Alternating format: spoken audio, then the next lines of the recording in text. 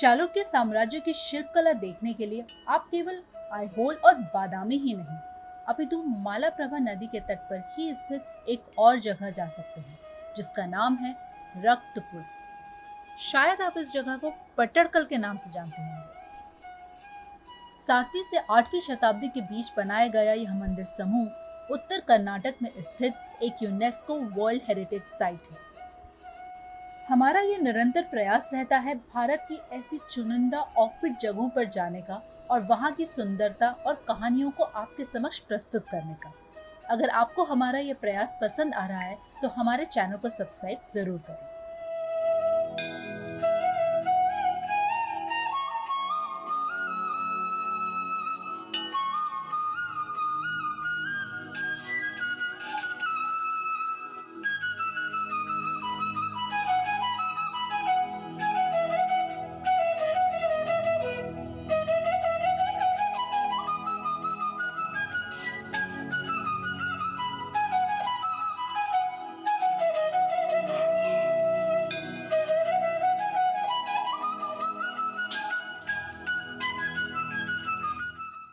So finally we are here in Pattadakkal. Pattadakkal is a place where early Chalukyan kings used to be crowned. यहाँ पे आपको एक बहुत बड़ा temple complex मिलता है। आपको पूरे पट्टडकल में भी टेम्पल्स मिलेंगे, बट जो मेजर टेम्पल्स हैं वो इस कॉम्प्लेक्स के अंदर है। यहाँ पे आपको दोनों टेम्पल्स मिलेंगे जो चालुक्याज ने बनवाए थे और जो विजयनगर के राजाओं ने बनवाए थे। जैसे कि अगर आप यहाँ के जो दो मेन टेम्पल हैं, लोकेश्वर और त्रैलोकेश्वर, वह विक्रमादित्य राजा की जो दोनों पत्नियाँ थीं, उन्होंने पल्लवास के ऊपर जो जीत हासिल की थी उसको सेलिब्रेट करने के लिए ये दोनों टेम्पल्स बनवाए थे। और बाकी जो टेम्पल्स हैं वो आपको चालुक्यन पीरियड के मिलेंगे। इन टेम्पल्स के अंदर आपको दो तरह की शिल्पकारी मिलती है, architectural styles. Northern architectural style of course is Nagara style, whereas the southern one is Dravid Viman style. So let's have a look at these.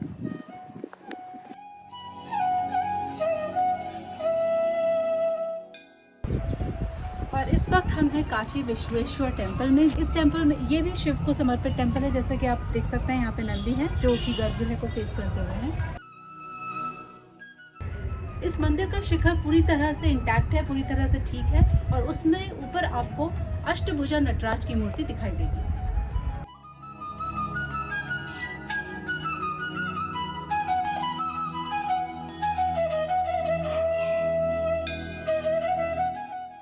The stories can be found in books, but it is only the legends that are carved in the stones.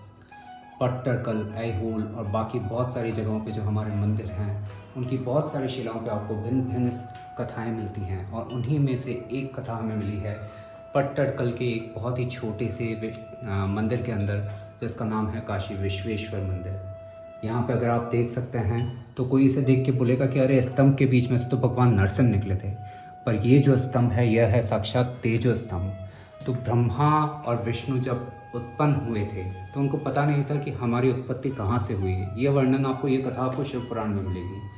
तब उन्होंने देखा उनके सामने एक तेजो स्तंभ है। तब दोनों के अंदर प्रतिस्पर्धा हुई कि चलो हम इस स्तंभ का आदि और अंत खोजते हैं। अंत खोजने के लिए विष्णु नीचे गए और आदि खोजने के लिए ब्रह्मा ऊपर की ओर गए, पर दोनों को न आदि मिला न अंत, क्योंकि जिसका न आदि है और न अंत है वही है शिव। और इस तेजो स्तंभ के अंदर आपको शिव दिखाई देंगे।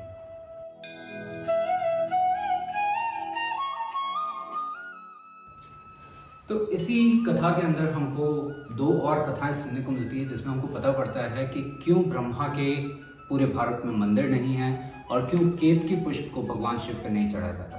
तो वो कथा कुछ इस प्रकार है कि ब्रह्मा जब ऊपर की ओर जा रहे थे और उनको आदि नहीं मिला उस स्तंभ का, तेजो स्तंभ का, तो उन्हें नीचे गिरता हुआ एक केतकी का पुष्प दिखाई दिया।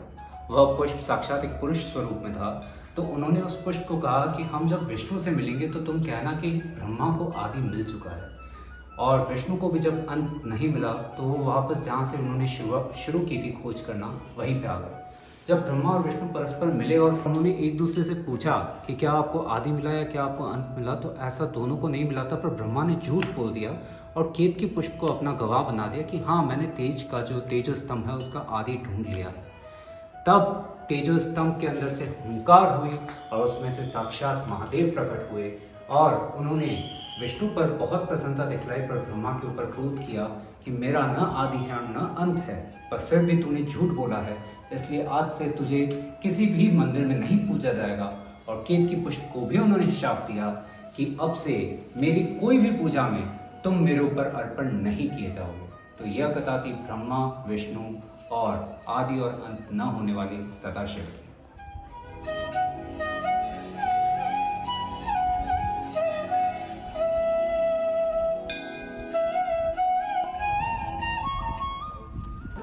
और अभी हम खड़े हैं द माइटी विरूपाक्ष टेम्पल के बाहर।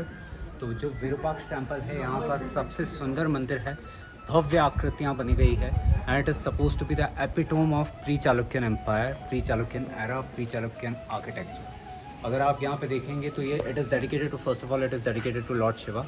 और अगर आप यहाँ पे देखेंगे तो यहाँ पे एक बहुत ही सुंदर सा नंदी का मंडप बनाया हुआ है। पुराने समय में मंदिर में आने का यह मुख्य द्वार हुआ करता था जहाँ से भक्तजन अंदर आते थे, उसके बाद उन्हें नंदी के दर्शन होते थे और फिर मेन मंदिर जो कि यहाँ का सबसे बड़ा मंदिर भी है और जहाँ पे सबसे ज़्यादा स्टोरीज आपको देखने को मिलेगी। विरूपाक्ष मंदिर के ठीक सामने है नंदी की यह सुंदर प्रतिमा।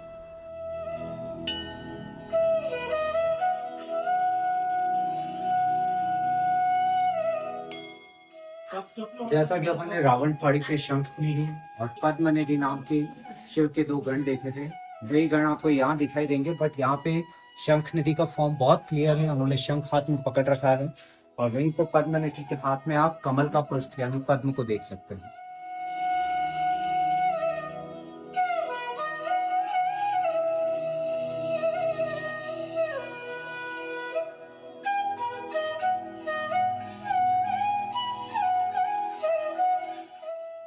यह मंदिर का नवरंग है और मेरे ही पीछे आपको गर्भगृह दिखाई देगा। There is a working temple और यहाँ पे आप देख सकते हैं शिवलिंग स्वरूप में बहुत ही सुंदर से प्रतिष्ठित है।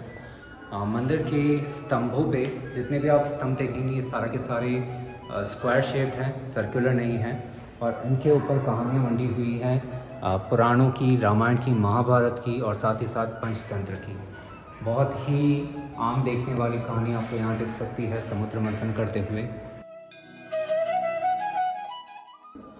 जबकि इस पिलर के ऊपर आप रामायण की वह कहानी देख सकते हैं जब हनुमान जी को बंदी बना के रावण की सभा में लाए थे और हनुमान जी अपनी पूंछ के ऊपर बैठे हुए हैं।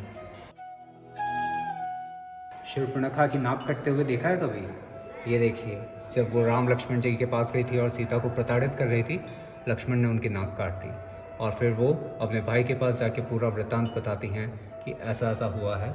और यहाँ पे भाई मरीचि को हिरण के रूप में बेचता है और खुद एक मुनि रूप में आके सीता का हरण करता है। जटायु के साथ उसकी लड़ाई होती है, जटायु को मार के वो सीता को बंधक बना के लेके जाता है।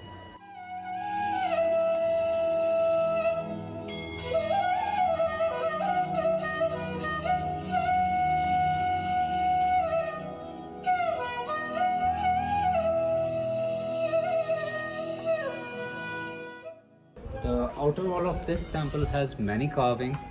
काफ़ी सारे स्कल्पचर्स आपको बड़े बड़े मोनोलिथ्स दिखाई देंगे but they are not that much finished जैसा कि चन्नकेश्वर या बाकी आपको होयसलास टेम्पल में दिखता है। Here is a form of Shiva, Lingodbhava form. जब वो लिंग में तेज लिंग स्वरूप में जब वो उद्भव हुए थे तो उनको लिंगोद्भव कहा गया। And there are many such more sculptures. This particular sculpture is generally found only in Aihole and Pattadakal temples. ऐसी ही अनेकों अनेक कहानियां अंकित हैं यहाँ की इन सुंदर दीवारों पर। विरूपाक्ष और काशी विश्वेश्वर मंदिर के अलावा भी यहाँ पर बहुत से मंदिर स्थित हैं, जैसे कि मल्लिकार्जुन, संगमेश्वर, कला सिद्धेश्वर, जम्बुलिंगेश्वर, गलगनाथ, पापनाथ और चंद्रशेखर टेम्पल। जहां आईहोल और बादामी में आपको ज्यादा विष्णु मंदिर देखने को मिलेंगे, यहाँ पर आपको ज्यादा शिव मंदिर देखने को मिलेंगे।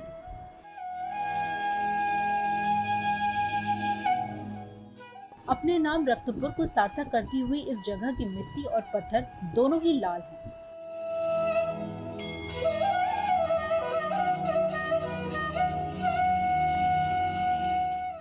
This huge temple complex was also designed for the royal coronation ceremonies. One thing that we realized after visiting these places is how rich and glorious our past has been, and how flourishing our cultural heritage would have been in the days of Akhand Bharat.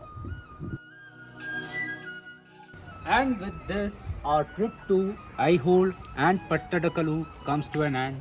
किसी ने सही कहा है, be it temples or be it ruins. Even if they are ruins, they have the story to tell, otherwise they would have just been stones. All you need to do is listen. So if you like this content, kindly subscribe to our channel banjara.couple and also follow us on Instagram so that we can be inspired and keep bringing to you such new travel stories. Happy traveling.